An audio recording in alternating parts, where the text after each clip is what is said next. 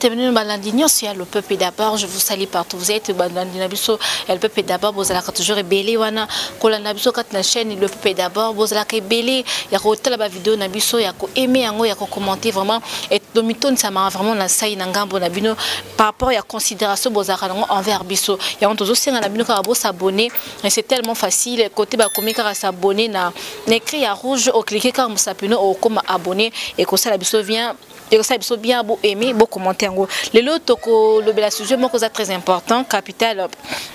par rapport à que c'est passé quand c'est mboka na biso RDC Congo mais nazanga mokote nazana collègue nanga Tani Vozolo na kotika epé à se présenter bon auto aborder sujet à lelo. Bonjour papa. Bonjour maman journaliste, maman Denise. Ah, donc on est tellement joyeux les lotos partagés et moi penser analyser une actualité sur une entreprise au Yamboka na biso. Vraiment yango bolanda biso penza et puis Karande Balobi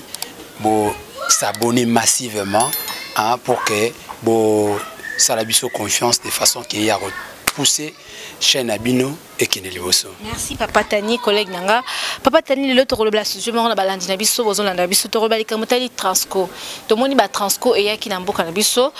et yaki pour ko aider population mo konza mboka ba ki non atina belé ba transco to yaki deux tranches première tranche yaki ba combien papa Tani ko ya ba yaki ba combien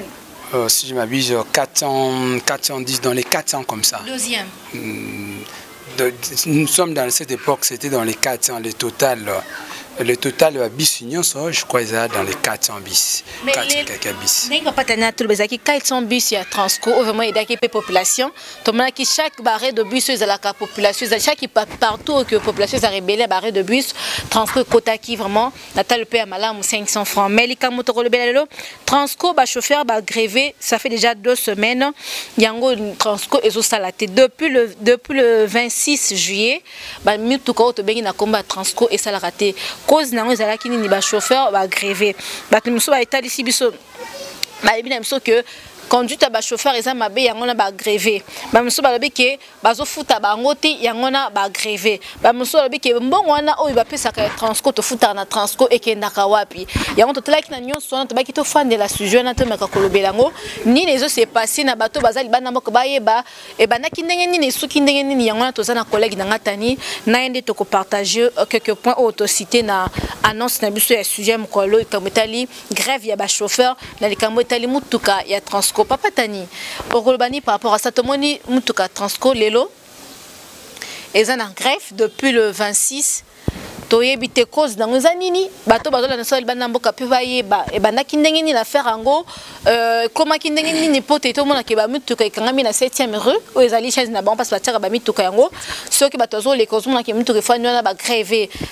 Expliquez biso na balandi bazolanda biso mukie. Oui, les population congolaise en général, en particulier les Quinoises et Quinoises,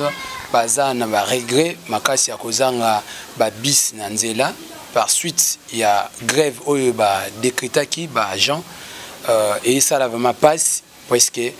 ba bis wana ndengo utolo ba moko esunga population. Ba long trajet et pesa biso rien que dans les 500 francs au fouti billet na yo. Alors les loko zangango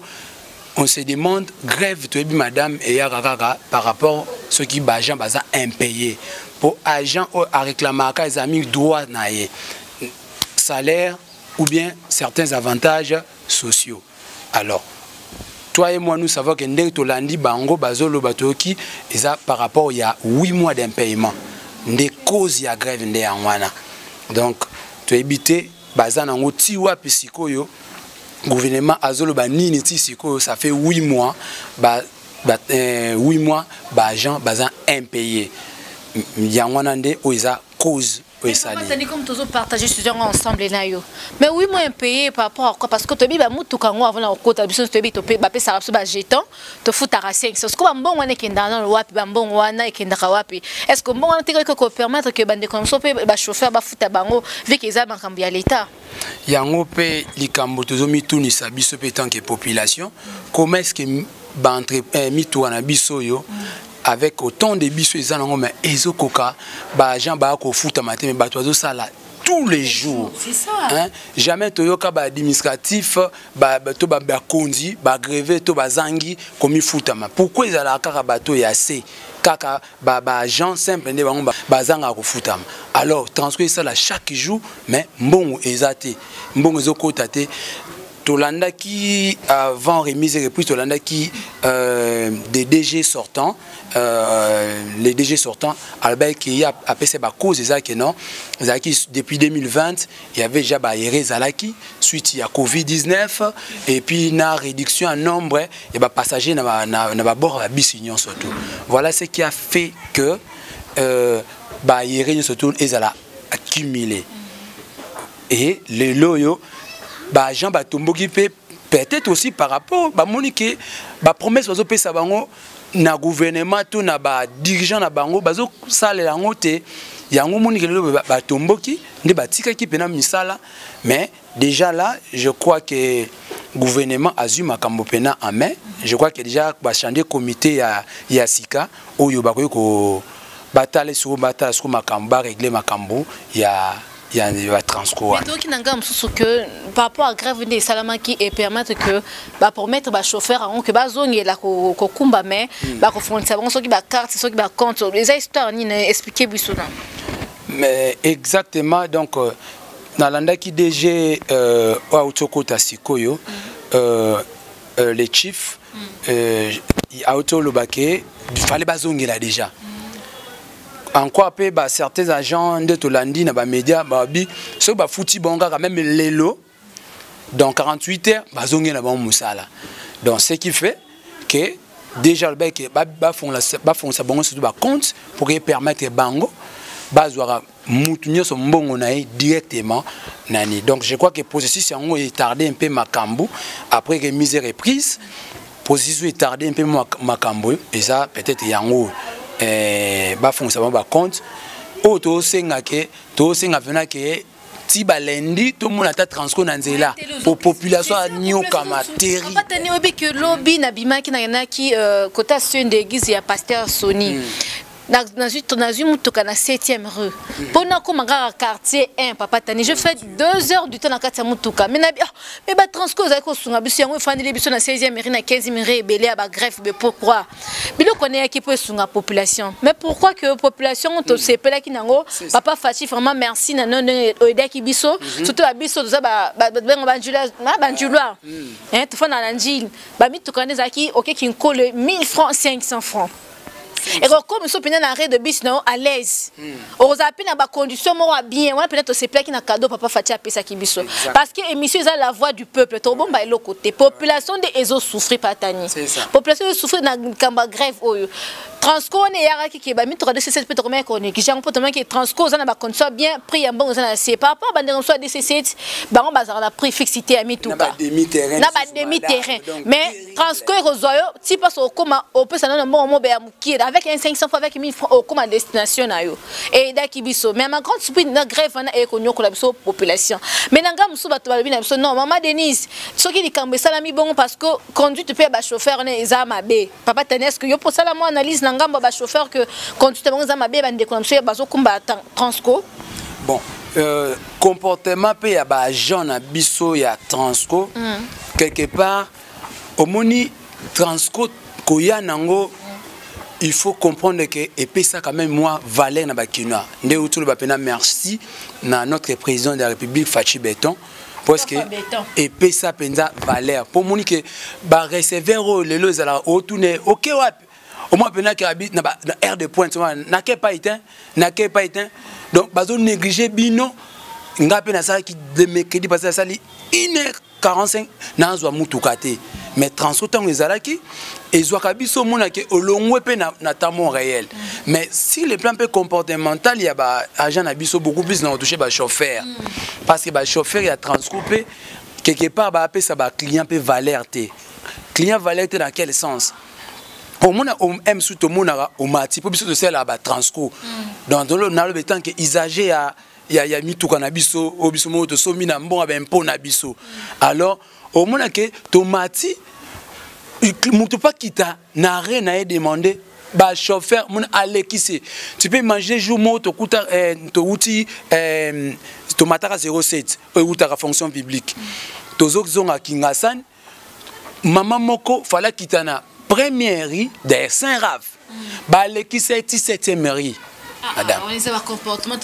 je vous dis si c'est alors ba fina ba bouton ba tel ba tsana na transport tout au moins peine est sonné en plus c'est pela rouge au moins peut chauffeur peine azo s'en foudre na e o ka peine sonné mais azo le kisaka ba tout ba beti pe chauffeur qui des amoudre maman na peine que moto rien azo les gars so imagine mutwana fa qui tana rene fa abande sous transport pour ils sont sur place wana au moins peut et l'autre déplora voilà mutu 50 francs à 500 francs à vous 1000 francs donc azo on est dans la même situation et puis tana et koufi voilà un peu o ngaut na ngana so ipona ngai bano dépend ngai fa ko ba transport ezo encore quitter à Liboso pourtant on a pembe na chauffeur et au permettre yo au solane maman te chauffeur kitanga a otelinga makene na sima en tout cas ezo nyoko la biso tellement chers collègues oyoka so tout ça na pause na bango et ou mais la reforme pause moko ezo a misusu 1h30 minutes 1h20 minutes population ezana barré de population bande ba télémaki on bazo zela kaka ndi ba baza abandonné à la triste sort donc nous surtout on a fait faut ba réglementer pour ces clients ni dans ça là qui n'a ajouté moi et le Comoro Papa Tani merci beaucoup la ngaba ça na transport on a évité est-ce que bâtir un traité na kata transporter parce que tous on aller na so côté de transport tu bien on la télévision qui est là pour tout le monde entend hier ils ont la télévision qui est là la télévision wana faut continue oui c'est le mot ça va bien tout comme au public sur télévision va déplacer par rapport à ni wana to yebité moi to kota na vraiment les athées mais les comment les propriétés na kata transport transport on a liko na ba bouteille na se ba papier mais na kata transport ba tila sote ba pour batila sote ba nini ba poubelle et vous avez qui meli mai ou bien tas lui mtoki na ina papier mouchoir à boire qui na kata transport salité au moins la propriété za tes habits à propre taille et en plus madame wana ce qui propriété za moto c'est la chauffeur ni mtatsa la propriété alors ce qui donc les entreprises c'est que entreprise faut azala peine un service entretien na pour service entretien zalana et ce qu'on appelle quand même ba bisango et autres ça peut propriété et ça quand même bien mais il y a et le comment sous madame oui que transport ezana ezat mutuka nanga eza mutuka na ye eza biso l'état mais ce qu'on au monde vu que l'État a sa concurrence, il y a transport privé. C'est ça. Mais ce qu'on dirait, il y a de la haine dans l'endroit, il y a chauffeur, il y a secteur privé. Dans la série, transport, il faut respecter en haut. Au moins, le transport, pour tout en haut. Ok. Mais tel awa facha yé biso ba bio kongo ka siko mais tel ba bis na sima ba tout déjà ba réparer c'est ça on comprend était vraiment ba tout le monde a tout à l'équinae mais ce qui transfère tout ka mutuka ce qui y a moto sur batumbi ce qui y a moto sur faut transfert fou mais comment est-ce que ça fait que les accompagnes ça bat et mutuka l'état botirer les cas pardon botirer les cas mais lelo ba on pas pour la présidence ça mutima malamu on doit apprendre à respecter les choses publiques pour comment tout c'est vraiment na déjà et tout ce qu'il faut apporter à la ministre de l'Intérieur toi à travailler na ba service à sécurité pour que baba tela eloko pour ba chauffeur bazo reconnaître ba bis et puis ba kena bango to risquer il y a tout et ou mété pour rien parce que transport bosso na ba Mercedes et ou meli depuis 2013 n'attend pas ça et ceux qui font partie de la beauté en boka na biso vous appelez ba mitu kamora bien on est là sommes ah qui ça banga ba nécessité mais tant on fait ba transfert compte c'est-à-dire mais on peut changer na boka donc il faut que ce muta a baby ça tout type a que les pas bon ça pour na tout à transfert balandaka c'est ça bon ça ba bon ça bango mutu na bango c'est que bango pe faut ba bon ça ka et l'autre mais comme épée à bande transport pesant ma bé moi oui bien gros tu es pas basader c'est ne batam dans la vitesse ba nini mais on remarquer tout yo na transport président Fati baton pas comme la vitesse makasi yo remarquer en côté écoute vitesse peine à malonga exacté ce qui peine transport ça ba biso na mbango mais so ba ki normal ba comme bango normal parce que on a que tout taper trajet za musika imagine so tu peine 10 ans bon tant on a 20 salaires, 40 salaires, et si il faut parfois moins 60 salaires, moins 60 et quelques salaires. attends bango normal o ezala kaka nde maladie ya Congo na biso ezana respect ya code de la route. C'est ça le problème pour respecter raté. Pour Congo ndenge baza boye ne transport plutôt bango pe baza na besoin de recette. Tu vois kota mbongo. Alors il y a le temps battre que le roi azuka moi ndambo bato wana nde après si non azana besoin faire ça là course azongi azubi bato misusu ozomona. Donc yango bakuma bango na logique. Mais ba dérapage monsieur ezanga na okate pour se obi que passe bato azali ba premier ezanga na ngote yango kane to loba que ba kondi ba ki biso mawa transco ba chauffeur transco bazongi ya conseil là parce que les camarades grève zo ça so passe ba DCC to ba comme sont chi dans la banque ba 1500 ba 2000 francs mais transco de payer 500 francs c'est ça dans mon to senga pena que en tout cas ministre de transport mais c'est son excellence Chekebe Okende na déjà auto kota sikoyo en tout cas ba accélérer processus pour que transco zongi la futa pe ba des semaines après me mettre ba ne pas souffrir tout le la désert du temps de limiter 15e rue 7e rue na quartier à Pango vraiment ngana ministre na komo dépasser ka 2500 net lobby mercredi dépasser 2500 lobby 2500 mais combien on a compte par jour mais transport tango yaki so na ko ken loka transport banda pe mo arrêter madame boso bano bana même sur 4 heures mais tout transport tout bima ba 5 heures passé et ça pena biso ki bima moi avant moi passe mais au moins que na ko ken na 27000 francs na zongi na transport 500 francs moi 1500 na économiser quand même vraiment merci TV ça non ngonga net bara izara télévision izara radio té papa tani le romo salami na sakina kingasani na to moni ke mboka so ba chauffeur ba respecter ba bande bana mboka tali fachi betona bato basala ki ne renso OVD ba bina on so de monter zo sunga population to c'est là ba bande de séparateurs na yebi ki na la kisa on ba chaîne msuto mona rango ba la kisa ba séparateur ba sala ki na bitabe mais est-ce que congolais za ndenge nini changement de mentalité pas congolais za la raté basala ba passerelle pour ni et permettre mtat 4 ça makadam na 7h4 ça nikolo parce qu'on est ba tomboli ba passerelle ba séparateur wana imagine la mona sida ba accident ça la million na misu nga ba tout maman be na kingasani pour nini ba séparateur ne ba tomboli yango maman azo ma kati si ko ya séparateur azo kitabo allez mutu kay enati ba comportement bo vraiment et ça fait bien te na mboka population normalement faut ayeba ke moni ba mi to ton utara e utina na saut de mouton et qui est en vitesse. C'est ça. Raison y a un basa qui va tomber dans mon bateau. C'est ça. À moins que aux à la distance na saut de mouton et au ça moi bien. Donc population pena changement de mentalité fait banda parti la biso mouton moi le mon bâti oui mo analyser bâti on pour une raison bonne. Les apona ka ko battre la ka biso.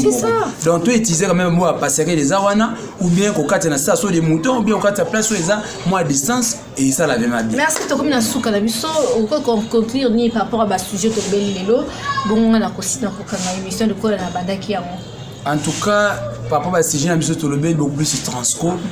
Ils ont entreprise très important au Congo et puis en particulier à Kinshasa. C'est ça. Alors, tu sais vraiment, n'engue grève, tu es grève longue. Non, écoutez, long pour n'avoir long, ça va long. Ça dit déjà, ça a remise et reprise, na déjà un comité entrant. Alors, bosunga biso pena que tout le monde la semaine ou d'ici lundi to mardi, tout le monde a pena que Transco zongi na nzela. Ndé demande ya population pena ba alela ndé yango wana. Ndé pona ko sukisa na ko pesa pe ba merci beaucoup na d'abord na président Fachi pour na ndenga azo se soucier pena pour la population. C'est ça. Et pe ba big salutation na ngai et que na famille na ngai entre autres ma maman Colette et puis ma petite sœur Voldine Voldi Django petite na ngai moko banda na yo talaka yo no sala ve na yo panzela kai mo ba biloko. Donc et puis bande connaissance mon pasteur Shadak Maemba, maman José Nitou, maman Jolie Arijana. Bah collègue non surtout il y a groupe le messager en tout cas je vous love vraiment merci bah des biso to lebela qui sujet mon qui vraiment capital kamotali Transco parce que domina qui ba chauffeur bah ça qui grève eux a connu que la population na biso ya RDC arrivé à Bandekonabiso, Transco et Sunaki population, na 500 francs, que soit distance au dire aux anneaux à l'aise, parce qu'ils ont des conditions bien. Alors, quand on a tout le monde, on a un métro, possible on a des conditions bien. Comme métro, na biso yo, voilà. Donc, comme la grève, Tonio Komaka, c'est pas bien. Papa Fatia peut ça bijou en Bokawana. Moko, et puis ça qui bijou, ou après ça qui quand la population, RDC, plutôt ça vrai, bah, mis tout cannabis. Mais comme on a encore, il faut dans la 15e mairie, 17e mairie, ils ont grévé et ça la passe. Bah, bon, on te fout à bon s'organiser comme ça, mais l'État, bon, il faut la battre, nettoyer qui va compte, il faut former pas la banque. C'est ça. Si c'est lui qui va signer un contrat, un chauffeur, on a pas besoin de battre, il faut client, la condition, mon roi bien, et que ça va vraiment bien. Mais la manière dont ça, oh, c'est la séparateur, bon, respecter. Passerelle. Séparateur, bâtir on peut la bateau aux un chauffeur. Aux un la bande 4 bandes les séparateurs. C'est-à-dire moto son la première bande a respecté bande na on appelle la deuxième la deuxième bande na pour tout ça comme on a moto la première bande à côté deuxième bande à déposer ka ba tout dans là bon ça ça la bien été on va ça qui ba passerelle ba séparateur et tombola en fait que ba chauffeur ba ça so ba ma eu na bangote. Mais yo population ex présent à ça sur le moment là séparateur et so sunga biso tozo katisaka vraiment so to respecter le bloc ko ça bien changement mentalité ils ala pas ba congolais et ko ça biso bien na komina na suka merci na collègue dans Tani bon non la voix du peuple on ça on mis na papa Tani Strongman Tani voizo le Strongman na bato ba yebie bon nous on a biso chaque fois to ba ça toujours analyse ya mboka et des fois on quitte sur le terrain et des fois to zané to fani beto ça ils ont analyse et ça qui message on a été lancé par ba konzamboka na comme na suka derrière la caméra na pesi Cédric abi mutabi musala image quoi ma futa mi liquide. Ah non, non, non, je te salue mon frère. La Pessimbote na cordon, Alvin Ozana Bogabel, Babi partenaire numéro 1, futur député à IDPS, je te salue. Je salue mon papa chéri, Trigos Moutoum depuis Bruxelles, je te salue. Ma maman, Babi, maman, Mouté, ma malam, Daloulou, Aya Daloulou, je te salue, ma maman chérie. La Pessimbote, la famille Nanga Moubenga, je vous aime. La babonné, la bisonio, sur la ligne rapide, bo s'abonner, bo aimer ma vidéo, la biso, bo partager, en gros, bo peut toujours confiance. Si quand ma bezali, bo comme la biso remarque, tu rechanger pour te séparer. Ne pas biso de Zabaoum, vous n'abino. Je vous aime, à la prochaine. Que Dieu vous bénisse. Bye bye. Bye.